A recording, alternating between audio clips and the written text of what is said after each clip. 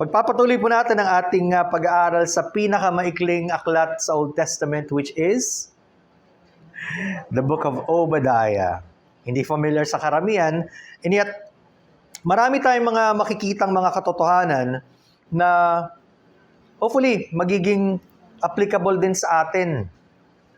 Last time na nag-aaral tayo, kung matatandaan niyo po, from verses 1 to 16 of this short book, nakita po natin ang hula against Edom kung paanong sila ay kailangang hatulan ng Diyos.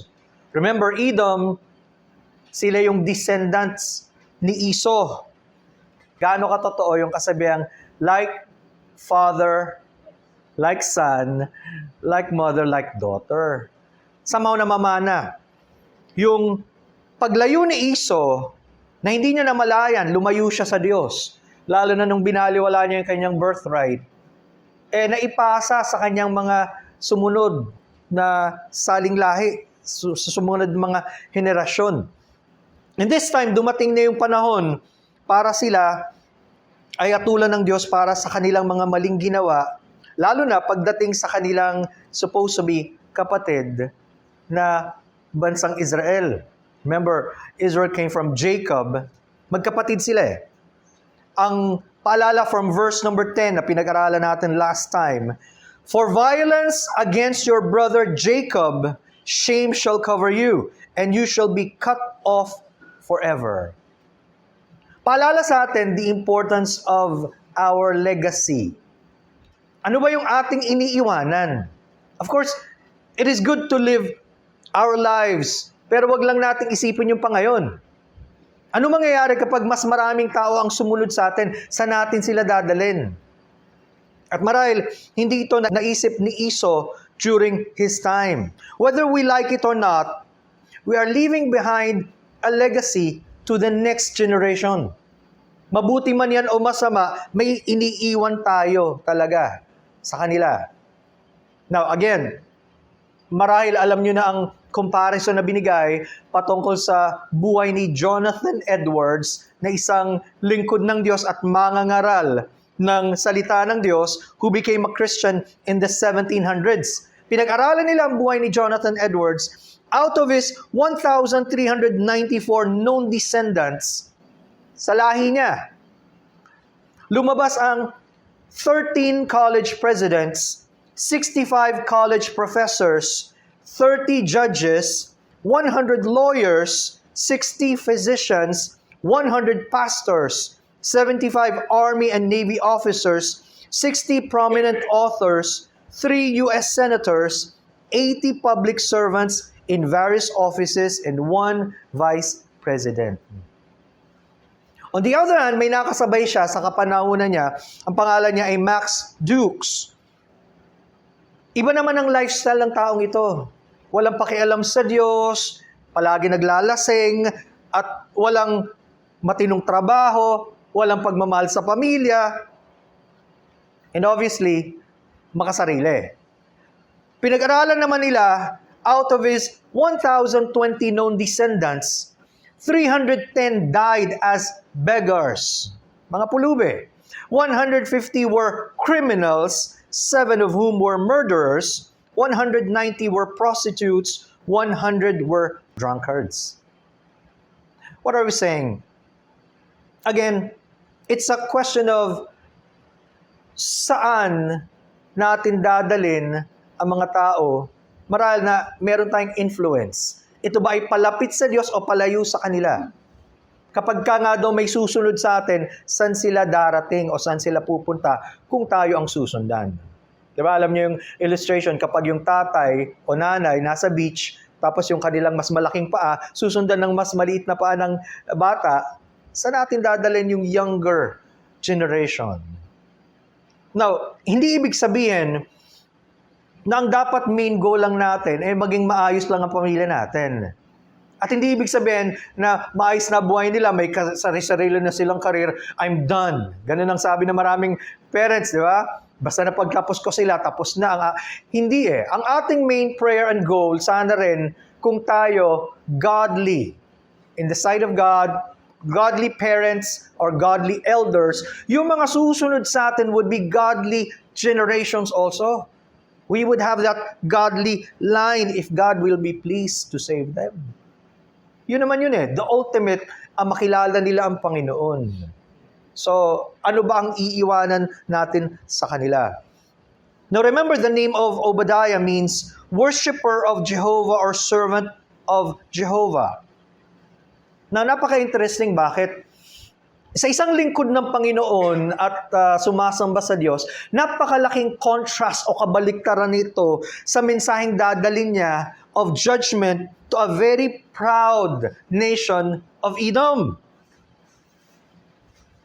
Ginamit siya ng Diyos. Bakit? Kasi kailangan, una, kilalanin niya ang Panginoon at magpakumbaba siya sa Diyos para maiproclaim niya ang mensaheng ito ng paghatol ng Diyos.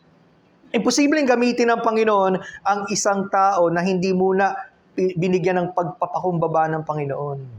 For us to be used of God more, kailangan makilala natin ang Diyos in a more intimate way at maging humble tayo, magpasakop ano man ang gusto ng Panginoon. You can never be full of ourselves and then to expect na gagamitin tayo ng Panginoon. No. Again, it was no mistake. He was the man God sent to declare that message of judgment to Edom. Edom was found guilty of pride. Sabi sa Obadiah 1:3, "The pride of your heart has deceived you, you who dwell in the clefts of the rock, whose habitation is high." Sabi nga natin from our last study, wala naman talaga silang pwedeng ipagmalaki masyado. Hindi sila masyadong kalakihang bansa, wala masyadong kakayanan. Pero yung mayroon sila, yun ang pinagmalaki nila. At doon nagalit ang Panginoon. Again, it's a reminder to us of the destructive power of pride. Kapag merong kahit katiting na puwang sa buhay natin ang pagmamataas, para kang kinakain yan. And it affects your entire life. Alam nyo naman ang sabi sa Bible, pride goeth destruction, and a haughty spirit before a fall. Bago ibagsak ng Diyos ang isang tao, nagmataas muna ang taong iyon. And that was their situation at this time. Kailangan nating mamili. Anong klaseng buhay ang gusto natin? Yung buhay na para puro sa sarili. Inaangat ang sarili at walang pagpapahalaga sa iba. Puro yung damdamin natin ang nasusunod at hindi yung gusto ng Diyos. At wala tayong pakialam ano ba ng impact natin sa ibang tao, sa paligid natin. Ganun ba ang klaseng buhay na gusto natin? Do we sometimes struggle against our own desires and the will of God? Dumarating yan, di ba? Kasi meron tayong sari-sariling mga gusto sa buhay. May kahinaan tayo. But what do you do when that happens? Pag nag-clash ang dalawang yon at may gusto ka at alam mong hindi yun ang gusto ng Panginoon, do you immediately offer that to the Lord? Ikaw ba'y nagpapasakop at sinasabing, Panginoon, tulungan niyo po ako. Hindi ko kaya to. Let your will be done. Or magpapatuloy pa rin tayo sa landas na yon hanggang ikapahamak natin. And that was their tragedy, their fall. Paalala ang aklat ng Obadiah, huwag sarili ang unahin. Huwag yung puro gusto natin, pero dapat una ano ang gusto ng Diyos. Sa mga decision natin, let us consider hindi lang yung short term, but more so the long-term effect. Pag ito ba ginawa ko, malulugod ng Panginoon? Masasabi ko bang pwede niyang pagpalain ang lahat ng pinaplano ko o gusto kong gawin? It's a great reminder to all of us to find God's purpose in our lives. Mababago lang yung ating mga iniisip at mga desires kapag patuloy tayong nasa-saturate ng salita ng Diyos, kapag patuloy tayong nananalangin at nagpapasakop sa Diyos. Araw-araw yan. It's a daily part of our lives. Remember, nabanggit natin from verses 1 to 16, this is about Edom's destruction. Pero kahit sa mga talatang ito, nahati din natin ito, una, from verses 1 to 9, it is the charge against Edom. Ano yung laban sa kanila na sinasabi ng Diyos.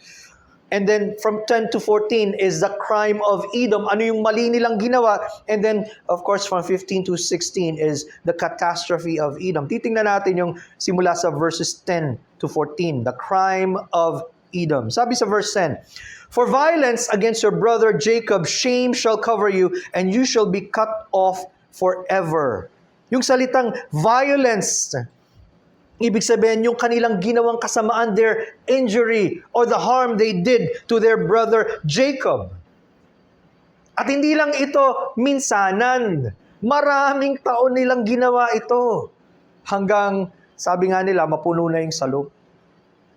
It's now time for God to judge them. Similar ito dun sa sinasabi sa Joel 3:19.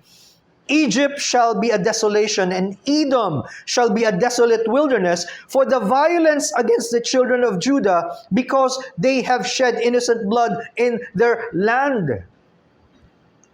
Masama yung kanilang ginawa.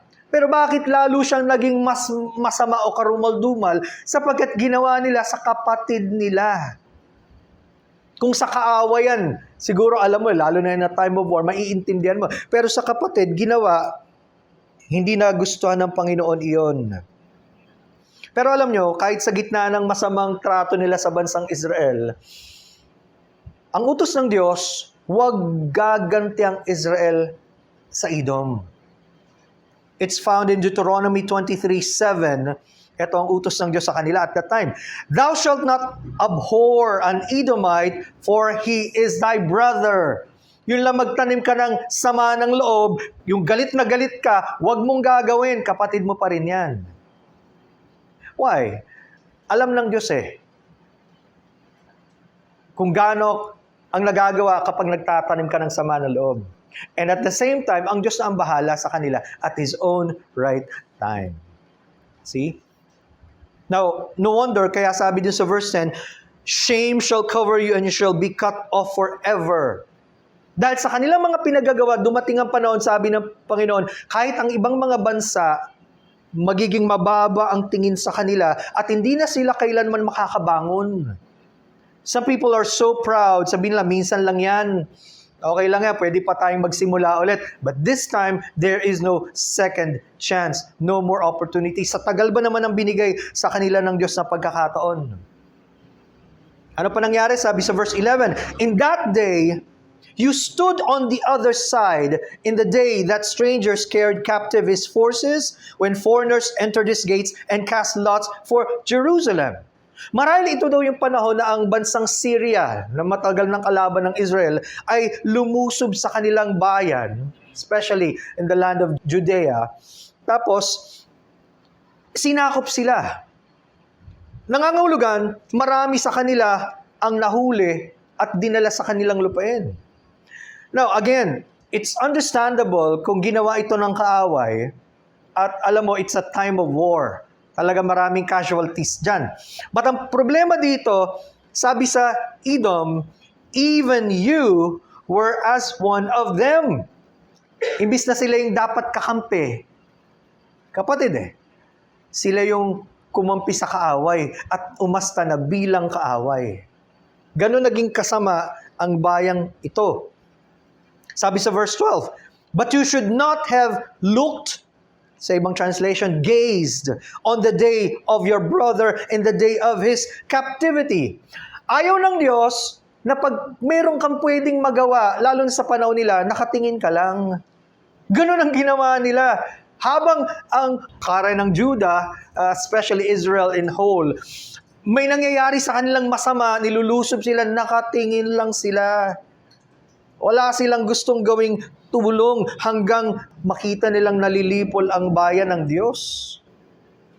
So the term gazed or looked, doon sa margin ng Bible, nakalagay yung salitang gloated.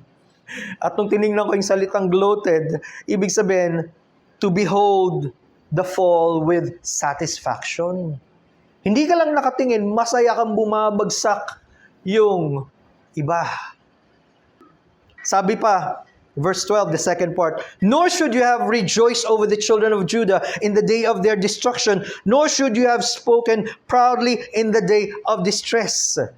Naging masaya sila. It was a time of rejoicing. Bumabagsak ang bayan ng Diyos and they insulted them in that day of calamity. Sabi sa 13, you should not have entered the gate of my people. Tinawag ng Diyos ang kanyang bayan. My people in the day of their calamity. Indeed, you should not have gazed on their affliction in the day of their calamity, nor laid hands on their substance in the day of their calamity. Nakita niyo yung progression dito. Una, nakatingin lang sila. At yun ang kasalanan nila. Wala silang ginawa, tumingin.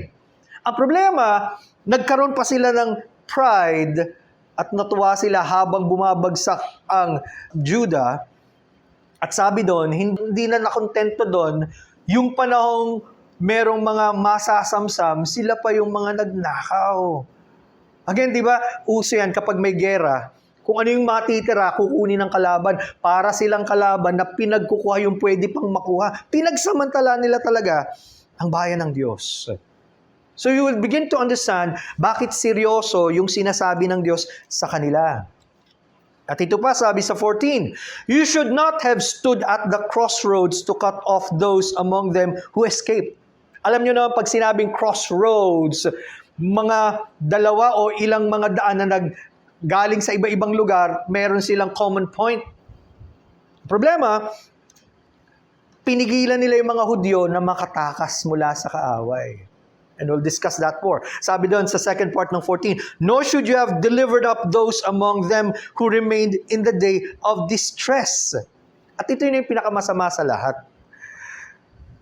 Naging kakampi sila ng mga kaaway na bansa ng Judah sa panahong ito.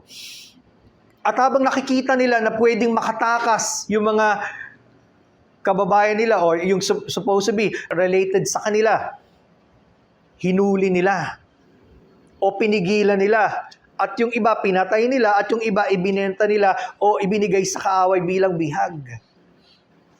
Imagine, yun ang tagpo dito. And this would remind us of the progression of sin. Ang kasalanan lumalalim. Ang kasalanan nadadagdagan. You can never say, ito lang naman ang pet sin ko eh. Ito yung paborito ko, hindi ko maalisan.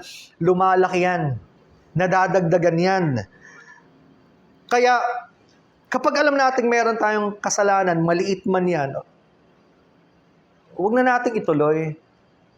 Huwag na nating ipagpatuloy hanggang makasanayan, ingigid natin ang tawad sa Panginoon. Lumalaki yan eh. So, in application, tayo rin ba, can we be said to be guilty sa ganito rin? Halimbawa, magsisimula dun sa panahong, wala lang, may dumaan sa'yo, o kaya may alam kang nangangailangan, binaliwala mo lang. And then later, tumigas na yung puso mo hanggang wala ka na talaga nararamdaman sa iba. At minsan, somehow, yung iba kino-compare pa, buti lang, hindi ako kagaya nila. Nakita nyo yun? Sa nagsimula dun sa pagbabaliwala. That's why we have to continue to be sensitive to God. Let's learn to confess and forsake that sin and then to follow God, to give us a tender heart, to give us a mind that is willing to understand ano ba ang plano ng Panginoon. Maaring hindi tayo sanay, pero kapag gusto nating sundin ng Panginoon, tuturuan tayo ng Panginoon na lumakad sa Kanya. Kaya yung pagsunod din sa Diyos, nakakasanayan.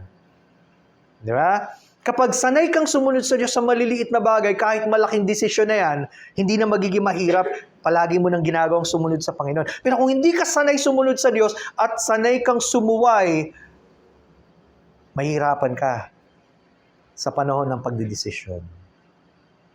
Huwag natin hayaan na lumaki yung kasalanan. Sabi sa 15, for the day of the Lord is near upon all the heathen, as thou hast done, and it shall be done unto thee. Thy reward shall return upon thine own head. Again, the emphasis of the warning, because he was preaching against them. Binanggit yung term, the day of the Lord. At ito daw, kapag binabanggit yung the day of someone, merong mahalagang mangyayari. And at this particular time, may gagawin ng Diyos na isang bagay na kamangha-mangha. In this case, siya ang maghahatol at maghihigante sa bansang ito dahil sa kanilang mga ginawa laban sa bayan ng Diyos. Again, an example of this is Joel 1:15. Anong sabi doon? Alas for the day of the Lord is at hand. It shall come as destruction from the Almighty. Ang matatakot dapat kapag sinabing araw ng Panginoon o the day of the Lord, yung mga lumayo sa Kanya, yung mga hindi sumusunod. Now, when it speaks of the heathen, pinag-uusapan dito yung mga bansa. Especially yung mga paganong bansa na walang pagkilala sa Diyos at patuloy gumagawa ng kasamaan sa bayan ng Diyos kahit wala namang dahilan. Sabi dito, as thou hast done, it shall be done unto thee, thy reward shall return upon thine own head. Ang tawag dito, this is the righteous law of retribution. Tandaan nyo, matuwid ito na paghihiganti. Kung ano yung ginawa mo, gagawin din sa'yo. Example of this is in Leviticus 24:17. Whoever kills any man shall surely be put to death. Buhay ang kinuha mo, buhay ang kapalit. Kaya later on, nalaman natin yung term na capital punishment. Bakit? Hindi lang basta-basta ordinaryo ginawa mo eh. Buhay na yung pinag-uusapan dito eh. At makikita nyo rin, binanggit din to ng Panginoon sa Matthew 7. Sa New Testament, Matthew 7:1 and 2, judge not that you be not judged. For with what judgment you judge, you will be judged. And with the measure you use, it will be measured back to you. Ingat daw tayo. Hindi tayo ang tunay na tagapaghatol ng Diyos. At kung ano yung ginagawa natin, paano kung ibalik ng Diyos? Matutuwa ba tayo? Marami hindi iniisip yun Basta gawa lang ng gawa, kahit masakta ng iba, di nila paano kung ibalik ng Diyos sa kanila. Just like what God will do with this nation. Makikita natin in the next few verses. And sana mas makita nyo to, Ito yung tinatawag the justice of God. God is a just God. Makatarungan ng Diyos. Matuwid siya. Hindi niya palalagpasin ang anumang kasalanan na hindi napaparusahan. That is the justice of God. And you know what? We deserve the just wrath of God. Yun ang nararapat lang sa atin. So, all the more, kapag naisip mo yan, yun ang dapat sa atin eh. Yung mga paglayo natin sa Diyos, yung hindi natin paggalang sa Diyos, yung pagsuway natin sa Diyos, tama lang, naparusahan ng Diyos lahat yun. But then, hindi doon tinapos ng Diyos para sa atin eh. Nagpakita siya ng kanyang awa, ng kanyang biyaya. Lalo niyong ma-appreciate ngayon, salamat na lang Panginoon. Di ba, may mga tao nagsasabi, I don't deserve this. Kaya nga may sumagot, kung ibibigay sa'yo ng Diyos ang deserving mo, nasan ka na? Wala sa atin sino man ang deserving sa kabutihan ng Diyos. Ma-appreciate natin yon, especially being children of God. Hindi ibinubuhos ng Diyos yung kanyang galit o puot sa atin gaya ng nararapat. Salamat na lang dahil sa Panginoong Jesucristo. And then, for last verse here for this time, 16. For as ye have drunk upon my holy mountain, so shall all the heathen drink continually. Yea, they shall drink, and they shall swallow down, and they shall be as though they had not been. Tandaan nyo, lalo na sa panahon ng digmaan, o kahit na isang celebration, ang mga tao mahilig mag-celebrate, at isa sa panahon ng celebration nila, maglaseng. Sila, nag-celebrate sa pagbagsak ng bayan ng Diyos, pero sinasabi ng Panginoon, may mga kasama pa sila dyan eh. Yung akala nyong nagtagumpay kayo at masayang-masaya kayong umiinom niyan, pero binaliwala nila ang Diyos, at lalo na ang kalooban ng Diyos, hindi nila pinahalagahan. Anong sabi ng Diyos? Ito ngayon ang iinumin nyo. Yung buong puot ng Diyos. Magiging napakasaklap. Kaya nga yung mga tao na ang kanilang kaligayahan hanggang dito lang sa mundo, and they do not even imagine the wrath of God that will befall them. Nakakatakot yun. Aanin mo yung kaunting panahong nagsaya ka kung sa buong pagharap mo naman sa Diyos at paghatol niya sa'yo, puro pagdurusa. Wala. Diba? Now, may similar passage sa Revelation 18:3. Ito ay patungkol sa Babylon, which is a picture ng pagre-rebelde sa Diyos. Revelation 18:3, sabi nun, "For all nations have drunk of the wine of the wrath of her fornication, and the kings of the earth have committed fornication with her, and the merchants of the earth are waxed rich through the abundance of her delicacy." Sa una, masaya sila.